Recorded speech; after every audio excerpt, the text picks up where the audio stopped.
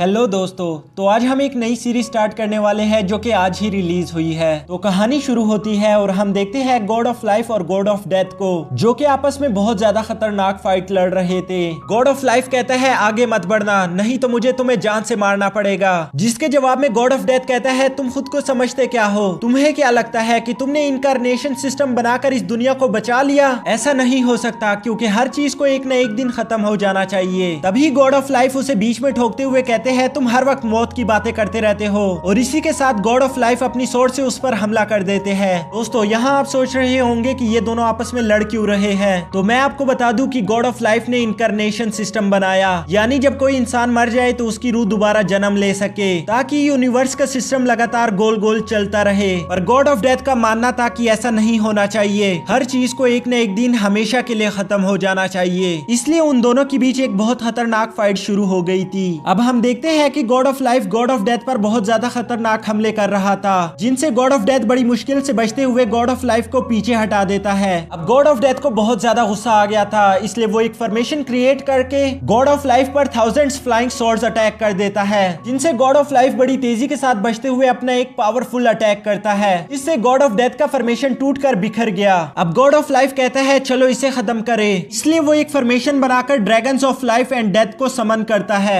ये देखकर भी गॉड ऑफ डेथ हार नहीं मानता और वो लड़ने के लिए अपना लास्ट फॉर्मेशन एक्टिवेट कर लेता है, जिस फॉर्मेशन से एक बहुत बड़ी डिवाइन सोर्ड निकलती है। अब dragons of life and death दोनों डिवाइन सोर्ड से टकराते हैं, जिसकी वजह से वहां एक बहुत बड़ा हाई एनर्जी ब्लास्ट होता है। इस एनर्जी ब्लास्ट की वजह से गॉड ऑफ डेथ मारा जाता है और दूसरी तरफ गॉड ऑफ लाइफ अपनी शील्ड से इस ब्लास्ट को रोकने की पूरी कोशिश करता है। नेक्स्ट सीन में हम देखते हैं कि गॉड ऑफ लाइफ बहुत बुरी तरह से जख्मी हो गया था। गॉड ऑफ लाइफ खुद से सवाल करता है क्या मैं इस वक्त इनकारनेशन कर सकता हूँ? अब वो देखता है कि ड्रैगन ऑफ लाइफ भी मर चुका था, इसलिए उसके पास दोबारा खुद को हील करने की पावर नहीं थी। अब वो अच्छी तरह समझ गया था कि मेरा वक्त पूरा हो चुका है। अभी वो देखता है एक सोल को जो कि भटकते हुए यहाँ आ गई थी। गॉड ऑफ लाइफ एक सोल को ऐसी जगह देखकर हैरान हो गया था, इसलिए वो उड़ते हुए उस सोल के पास जाकर उसे ह्यूमन फॉर्म में ले आता है। गॉड्स ऑफ लाइफ को सारे सोल्स के नेम आते थे, इसलिए वो कहता है जाओ जी तुम यहाँ क्या कर रहे हो? जाओ जी भी खुद को यहाँ देखकर हैरान था, इसलिए वो पूछता है ये कौन सी जगह है और मैं यहाँ क्यों हूँ? ये सुनकर गॉड ऑफ लाइफ कहता है मेरी बात ध्यान से सुनो, तुम मर चुके थे पर तुम्हारी रूह हेवन जाने के बजाय भटकते हुए यहाँ आ गई। अगर तुम चाहो तो मैं अपनी आखिरी इनकारनेशन पावर से तुम्हें और अपनी पावर्स को बचा सकता हूँ। गॉड ऑफ लाइफ की ये बातें सुनकर जाओजी को कुछ समझ नहीं आता।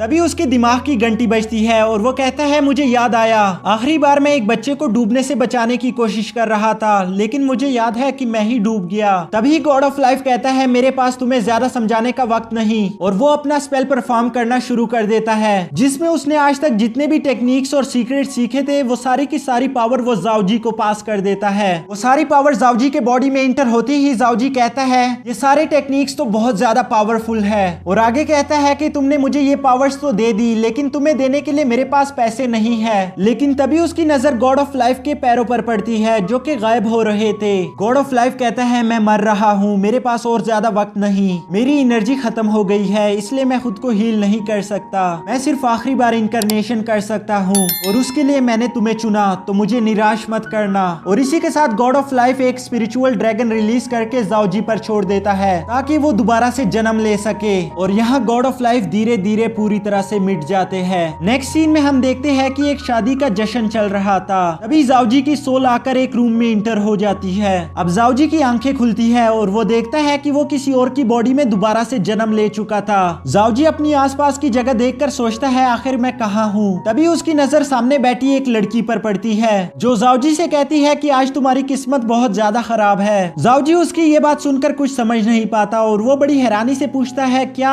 तभी कुछ आदमी दरवाजे को बड़ी जोर से किक करके तोड़ देते हैं। उनमें से सेंटर वाला आदमी जो कि बहुत अमीर दिख रहा था वो कहता है कि आज तुम्हें मेरी बेटी से शादी करनी थी, लेकिन तुम यहाँ ये हरकतें कर रहे हो। इन्हें यहाँ देखकर ये लड़की भी एक्टिंग करना शुरू कर देती है और रोते हुए कहती है तुमने मेरे साथ बिल्कुल अच्छा नहीं किया। जाओजी उन आदमियों को समझाते हुए कहता है नहीं नहीं मैंने कुछ नहीं किया, लेकिन वो आदमी जाओजी की एक नहीं सुनते, इसलिए वो लोग उसकी पिटाई करना शुरू कर देते हैं। यहाँ बाहर हाल में लोगों का हजूम जमा था, जो लोग आपस में बातें कर रहे थे कि किन फैमिली तो बहुत ज्यादा अमीर है, दुल्हा जो भी है वो बहुत ज्यादा मजे करेगा। और यहाँ सारे लोग गिफ्ट जमा करवाने के बाद बारी बारी मैरिज हॉल में जा रहे थे। तभी हम देखते हैं कि वो लोग जावजी को यहाँ लाकर जमीन पर पटक देते हैं, जिसे देखकर सारे लोग आपस में बातें करने लगते हैं, क्या यही है दुल्हा? कोई भी दूल्हे को उसकी शादी के दिन ऐसे कैसे मार सकता है? तो उनमें से एक आदमी कहता है कि मैंने अभी अभी सुना कि किंग की बेटी के अलावा इसका किसी और के साथ भी अफेयर चल रहा था। ये सुनकर वहाँ के लोग गुस्सा हो जाते हैं कि इतनी प्यारी बीवी मिलने के बाद भी ये किसी और के साथ अफेयर चला रहा था। जावजी उन लोगों को समझाने की कोशिश करता है कि मैंने कुछ नहीं किया, मुझ पर यकीन करो।